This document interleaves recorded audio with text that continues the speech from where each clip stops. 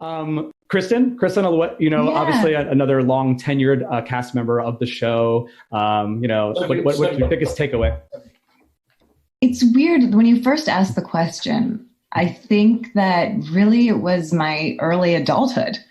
I was on the show from when I was 18 until my mid-ish 20s. It's where I grew up.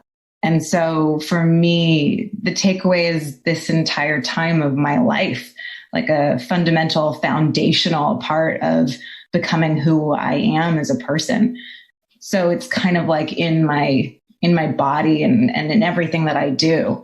It was just such a huge part of existence for me. That's such a better answer than Michael and I had. Well, it's better than yours, for sure. When you have to go, the funny thing about these virtual panels is when you have to go one at a time, it really the people that are waiting longer, are really overthinking their answer. The people that get to go first, I should have said that beforehand. Let's go to Erica right now. Go to Erica. Erica, go.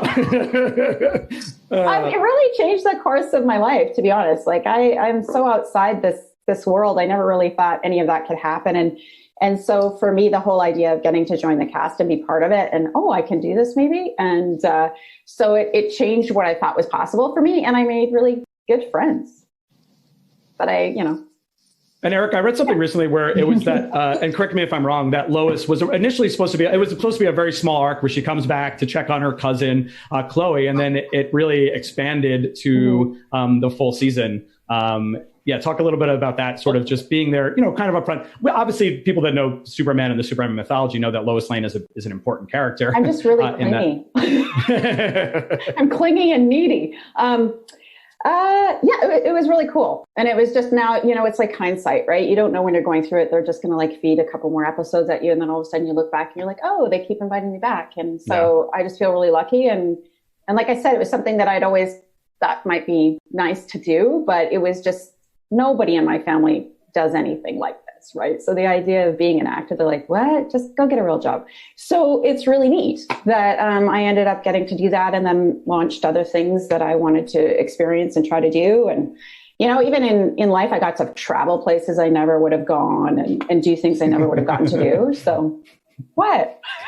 At least Michael's screen. Yeah. Michael distracting from your answer. I'm not doing anything. No, I am. In fairness, I'm rambling. You're not. You were wonderful. You're not. That was beautiful. My favorite is look at Whitmer. He's like, what the hell? Why am I here? What am I doing? Get me out of this thing. It's okay. That was me on the Supergirl panel.